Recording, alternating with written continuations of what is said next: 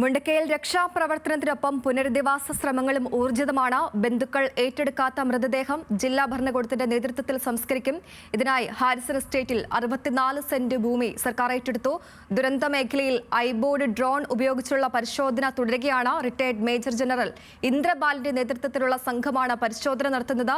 തദ്ദേശ സ്വയംഭരണ വകുപ്പ് മന്ത്രി എം.ബി. രാജേഷ് ചൂരൽമല അല്പസമയത്തിനകം സന്ദർശിക്കും.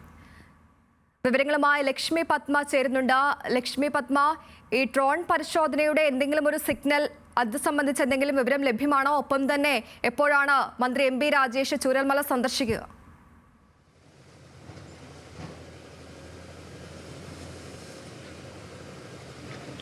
നയന, ഐബോർഡ് ഡ്രോൺ പരിശോധന റിട്ടയർഡ് മേജർ ജനറൽ ഇന്ദ്രബാലിന്റെ നേതൃത്വത്തിൽ പുരോഗമിക്കുകയാണ്. മുണ്ടക്കൈ മേഖലയിൽ അത് പുരോഗമിക്കുന്നുണ്ട്. ഒപ്പം ഈ ചൂരൽമല ഭാഗത്ത് കൂടുതൽ സ്ഥലങ്ങളിലേക്ക് തെരച്ചിൽ വ്യാപിപ്പിച്ചിരിക്കുകയാണ്. ഇന്ന് ഈ ചൂരൽമല വെള്ളാർമല സ്കൂളിന് അടുത്തായി അടിഞ്ഞു കിടക്കുന്ന മണ്ണിൻ്റെ ഭാഗങ്ങൾ മണ്ണ് നീക്കി പരിശോധന നടത്തണം എന്നുള്ളത് പ്രദേശവാസികളുടെ വലിയ ആവശ്യമായിരുന്നു. ആ തരത്തിലുള്ള പരിശോധനയാണ് ഇപ്പോൾ നമുക്ക് അവിടെ കാണാം. ആ പരിശോധനയാണ് അവിടെ നടക്കുന്നത്. അങ്ങനെ മണ്ണ് നീക്കിയുള്ള പരിശോധനയാണ്. ബേലി പാലത്തിനടുത്തായി ആ പരിശോധന നടക്കുന്നുണ്ട്. കൂടുതൽ പേരെ ഇനിയും കണ്ടെത്താനുണ്ട്. മരണക്കണക്കുകൾ 366 എത്തി നിൽക്കുകയാണ്. അപ്പോൾ വലിയ തോതിലുള്ള ഒരു തെരച്ചിൽ, ഊർജിതമായ തെരച്ചിൽ തന്നെയാണ് നടക്കുന്നത്. പുഴയിൽ കല്ലുകൾ നീക്കിയുള്ള ഒരു പരിശോധന നമുക്ക് കാണാൻ സാധിക്കും. അതിലേക്ക് ഞങ്ങളുടെ ക്യാമറമാൻ മഞ്ജുഷ് ഇപ്പോൾ ക്യാമറ തിരിക്കും. അവിടെ ആ ഭാഗത്ത് അവിടെ കല്ലുകൾ നീക്കിയുള്ള പരിശോധനയാണ്. നമുക്കറിയാം, ഈ പുഴയിലേക്ക് കയറിയ കുത്തിയൊലിച്ച് വന്ന ഈ വലിയ ഉരുളൻ പാറക്കല്ലുകളാണ് വലിയ വിനാശം വിതച്ചത്. ആ പാറക്കല്ലുകൾ മാറ്റിയുള്ള ഒരു പരിശോധനയാണ് ഇപ്പോൾ നടക്കുന്നത്. ഈ ഭാഗത്ത് നിന്ന് ഇനിയും ഒരുപാട് ആളുകളെ കണ്ടെത്താനുണ്ട്. അതുകൊണ്ട് തന്നെ തെരച്ചിൽ വളരെ കാര്യക്ഷമമായി നടത്തണം, ഊർജിതമായി നടത്തണം എന്ന ആവശ്യം തന്നെയാണ് നിരന്തരം നാട്ടുകാർ ഉയർത്തുന്നത്. അല്പസമയത്തിനകം ഈ ഭാഗത്തേക്ക് മന്ത്രി എം.ബി. രാജേഷ് എത്തിച്ചേരും. രാവിലെ കേന്ദ്രമന്ത്രി സുരേഷ് ഗോപി ഇവിടെ സന്ദർശിച്ചിരുന്നു. ദേശീയ ദുരന്തമാക്കണം എന്ന ആവശ്യം പൊതുവായി എല്ലാവരും ഉയർത്തുന്നുണ്ട്. അക്കാര്യം സുരേഷ് ഗോപിയുടെ ശ്രദ്ധയിൽപ്പെടുത്തിയപ്പോൾ അത് കേന്ദ്ര സർക്കാരിൻ്റെ ശ്രദ്ധയിൽപ്പെടുത്തും എന്ന് അദ്ദേഹം പറയുകയുണ്ടായി. പ്രധാനമായും ഈ ദുരന്ത മേഖലയിൽ നമ്മൾ എത്തിച്ചേരുമ്പോൾ മറ്റൊരു പ്രധാന കാര്യം, സന്നദ്ധ സംഘടനാ പ്രവർത്തകർ ഭക്ഷണവുമായി എത്തുന്നവരെ തടയുന്നത് വലിയ പരാതിയായി പറയുന്നുണ്ട്. ആ കാര്യത്തിൽ ഏതായാലും സർക്കാരിൻ്റെ ഒരു ഇടപെടൽ കൂടി പ്രതീക്ഷിക്കുകയാണ്. കാരണം സർക്കാർ ഒരു കേന്ദ്രീകൃത തലത്തിലുള്ള ഇത്തരത്തിൽ സഹായങ്ങൾ എത്തിക്കാനുള്ള ഒരു സംവിധാനം ഉണ്ടാക്കണമെന്നതിൻ്റെ ഭാഗമായാണ് അത്തരത്തിൽ ഒരു നിർദ്ദേശം മുന്നോട്ട് വെച്ചത്. അത് പക്ഷേ വിവിധ സന്നദ്ധ സംഘടനാ പ്രവർത്തകരെ, വിവിധ രാഷ്ട്രീയ പാർട്ടികളുടെ എല്ലാം ഇത്തരത്തിലുള്ള യുവജന സംഘടനകളെല്ലാം വലിയ തോതിൽ ആ ഒരു തീരുമാനം പ്രകോപിപ്പിച്ചിട്ടുണ്ട്. കൂടുതൽ മേഖലകളിലേക്ക് സഹായം എത്തിക്കാൻ എല്ലാവരെയും ഒറ്റക്കെട്ടായി ഈ ഒരു ദുരന്തത്തിൽ കണ്ണിചേരുവാൻ, അതിൽ നിന്നുള്ള രക്ഷാമാർഗങ്ങളിൽ കണ്ണിചേരാൻ പ്രോത്സാഹിപ്പിക്കുന്ന തരത്തിലുള്ള നടപടികളാകണം സർക്കാരിൻ്റെ ഭാഗത്തു നിന്നുണ്ടാകേണ്ടത് എന്നുള്ള ആവശ്യമാണ് പൊതുവായി ഉയരുന്നത്. നമ്മൾ ക്യാമ്പുകളിലെല്ലാം എത്തുമ്പോൾ മനസ്സ് തകർന്ന ഒരുപാട് പേരെ കാണാൻ കഴിയുകയുണ്ടായി. തീർച്ചയായും അവർക്കൊക്കെ വേണ്ടുന്ന ഒരു കൗൺസിലിംഗ് നടപടികളിലേക്കൊക്കെ ആരോഗ്യവകുപ്പ് ജീവനക്കാരടക്കം പോകുന്നുണ്ട്. പക്ഷേ അത് കൂടുതലായി വേണമെന്നുള്ള ഒരു ആവശ്യകതയും തോന്നിയിട്ടുണ്ട്. ഏതായാലും ഈ ഭാഗത്ത് വലിയ തോതിൽ ഇപ്പോൾ തെരച്ചിൽ നടന്നുകൊണ്ടിരിക്കുകയാണ്.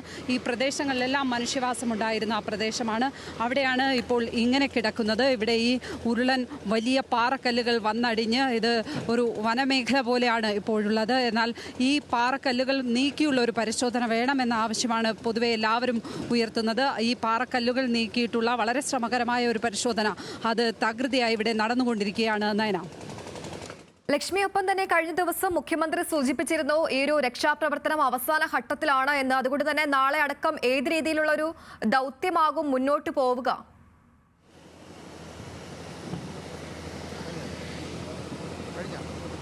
മുണ്ടക്കയിലൊക്കെ ഇനി ജീവനോടെ ആരെയും ഇല്ല എന്ന കാര്യം സൈന്യം നേരത്തെ തന്നെ അറിയിച്ചിരുന്നു. അതുകൊണ്ട് പലപ്പോഴും ഇത്തരം ദുരന്തങ്ങൾ നടക്കുമ്പോൾ മേൽത്തട്ടിലെ മണ്ണ് മാറ്റിയുള്ള ഒരു പരിശോധന മാത്രമായിരിക്കും നടക്കുക.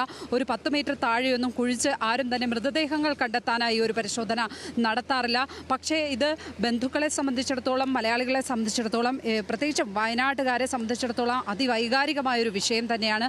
അവർ ഒരു പക്ഷേ ഈ തരത്തിൽ തെരച്ചിൽ നിർത്തുവാൻ ആ അർത്ഥത്തിൽ സമ്മതിക്കുമോ എന്ന കാര്യമൊന്നും അറിയില്ല. തെരച്ചിൽ നിർത്തുന്നതിനെതിരെ വലിയ തോതിൽ പലയിടങ്ങളിലും പ്രതിഷേധങ്ങൾ ഇതിനോടകം ഉയരുന്നുണ്ട്. അത്തരത്തിലുള്ള ഒരു അഭ്യൂഹങ്ങൾ പോലും അവർക്ക് താങ്ങാൻ കഴിയാത്ത അവസ്ഥയുണ്ട്. അപ്പോൾ മുണ്ടക്കൈ പ്രദേശങ്ങളിലടക്കം കൂടുതൽ തെരച്ചിൽ വേണം എന്ന് പറയുന്ന ഒരു ആവശ്യം ഉയരുന്നുണ്ട്. തീർച്ചയായും സർക്കാരിന് ഇതിനകത്ത് സമവായ ചർച്ചകളിലൂടെ മാത്രമേ ഈ കാര്യത്തിൽ ഇങ്ങനെ ഒരു തീരുമാനത്തിൽ എത്തിച്ചേരാൻ കഴിയൂ എന്നാണ് ഈ ഘട്ടത്തിൽ നിൽക്കുമ്പോൾ മനസ്സിലാകുന്നത്. കാരണം ഒരുപാട് പേർ ഇപ്പോഴും ആ പ്രാഥമിക ആരോഗ്യ കേന്ദ്രത്തിലൊക്കെ ബന്ധുക്കളെ തിരഞ്ഞ് അവരുടെ മൃതശരീരങ്ങൾ കാത്തിരിക്കുന്നുണ്ട്. അവരോടൊക്കെ ഈ തെരച്ചിൽ ഉടൻ അവസാനിപ്പിക്കുകയാണ് എന്ന് പറയുന്നത് ഒരുപക്ഷെ സർക്കാരിനെ സംബന്ധിച്ചിടത്തോളം വളരെ ശ്രമകരമായ കാര്യമായിരിക്കും. നമുക്കറിയാം ചാലിയാർ പുഴയുടെ തീരത്തൊക്കെ നടന്ന പരിശോധന, അവിടെ നിന്ന് പോലും എത്ര മൃതദേഹങ്ങളാണ് ലഭിച്ചതെന്ന്. ഇതിനോടകം 277 മൃതദേഹങ്ങളാണ് ചാലിയാർ പുഴയുടെ തീരത്ത് നിന്ന് മാത്രം ലഭിച്ചിരിക്കുന്നത്. അപ്പോൾ അത്തരത്തിൽ വിവിധ ഇടങ്ങളിൽ പരിശോധന നടത്തിയാൽ മാത്രമേ മൃതദേഹങ്ങൾ കിട്ടുകയുള്ളൂ. തങ്ങളുടെ ബന്ധുക്കളെ അവസാനം നോക്ക് കാണണം. ഇവിടുത്തുകാരെ സംബന്ധിച്ചിടത്തോളം മായ പ്രശ്നമാണ് അത്. അങ്ങനെ ആ രീതിയിൽ അവസാനിപ്പിക്കാൻ കഴിയും എന്ന് തോന്നുന്നില്ല. സമവായ ചർച്ചകളിലൂടെ മാത്രമേ അതിന് സാധ്യമാവുകയുള്ളൂ എന്നാണ് തോന്നുന്നത്. ഏതായാലും കാര്യമായി തന്നെ രക്ഷാപ്രവർത്തനം നടക്കുകയാണ്. ഈ കല്ലുകളെല്ലാം, നമ്മൾ ഈ കാണുന്ന കല്ലുകളെല്ലാം ഈ ഉരുൾപൊട്ടലിൽ വന്നടിഞ്ഞ കല്ലുകളാണ്. അതെല്ലാം മാറ്റിക്കൊണ്ടുള്ള ഒരു പരിശോധന. നമുക്ക് കൂടുതൽ ദൃശ്യങ്ങളിലേക്ക് പോകാമെന്ന് തോന്നുന്നു. നയനാഥ, പുന്നപ്പുഴയിൽ നിന്ന് കല്ലുകൾ ഇപ്പോൾ JCB ഉപയോഗിച്ച്, ഹിറ്റാച്ചി ഉപയോഗിച്ച് മാറ്റുന്ന ദൃശ്യമാണ് നമ്മൾ ഈ കാണുന്നത്. വെള്ളാർമല സ്കൂളാണ്, സ്കൂളിന് താഴെയുള്ള ഭാഗമാണ്. സ്കൂള് പൊളിഞ്ഞു കിടക്കുന്ന സ്കൂൾ കാണാം. ഇവിടെയൊക്കെ ഈ ഭാഗത്ത് പ്രധാനമായും പരിശോധന നടത്തണം എന്നുള്ളതായിരുന്നു പ്രധാനപ്പെട്ട ആവശ്യം. അവരുടെ പ്രധാന ആവശ്യം ഈ ഭാഗത്ത് കാര്യമായി തെരച്ചിൽ നടത്തണം എന്നുള്ളതായിരുന്നു. ആ തെരച്ചിൽ ഇപ്പോൾ കാര്യമായി നടക്കുന്നുണ്ട്. ഇവിടെ സന്നദ്ധ സംഘടനാ പ്രവർത്തകർ, യൂത്ത് ബ്രിഗേഡിൻ്റെയൊക്കെ പ്രവർത്തകർ ഇതിനൊപ്പം അണിചേർന്ന് പ്രവർത്തിക്കുന്ന കാഴ്ച നമുക്ക് കാണാം. മുണ്ടക്കൈ മേഖലയിലും തെരച്ചിൽ നടക്കുന്നുണ്ട്. അവിടേക്ക് ഞങ്ങളുടെ പ്രതിനിധികൾ ഏതായാലും പോയിട്ടുണ്ട്. ബെയിലി പാലത്തിന് സമീപത്തെ ഈ പ്രദേശത്ത് മണ്ണുമാറ്റി പരിശോധിക്കണം എന്നുള്ള ആവശ്യമാണ് നേരത്തെ തന്നെ ഉയർത്തിയിരുന്നത്.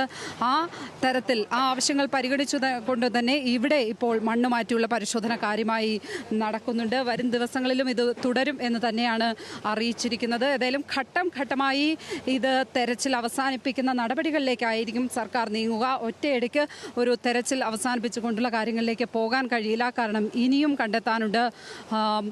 100-ലധികം ആളുകളെ, 200ഓളം ആളുകളെ ഇനിയും ഇവിടെ ഈ പ്രദേശത്ത് നിന്ന് കണ്ടെത്താനുണ്ട്. കാണാതായവർക്കായി ബന്ധുക്കൾ ഇപ്പോഴും തിരഞ്ഞ് ആശുപത്രി വരാന്തയിൽ കാത്തിരിക്കുന്ന സമയമാണ്. അതുകൊണ്ട് അത്ര പെട്ടെന്നൊരു തീരുമാനം, തെരച്ചിൽ നിർത്തുന്ന തീരുമാനത്തിലേക്ക് സർക്കാരിന് എത്താൻ കഴിയില്ല. നയന, ലക്ഷ്മി, ഒപ്പം തന്നെ ഈ ഒരു രക്ഷാപ്രവർത്തനത്തിനും ഈ ഒരു തിരച്ചിലിനുമൊക്കെ അപ്പുറം പുനരധിവാസ ശ്രമങ്ങൾ കൂടി ഊർജിതമാക്കേണ്ട ഒരു സമയമാണ്. ഇത്തരമൊരു പ്ലാനൊക്കെ സർക്കാരിന്റെ ഭാഗത്ത് നിന്ന് എപ്പോഴുണ്ടായേക്കാം?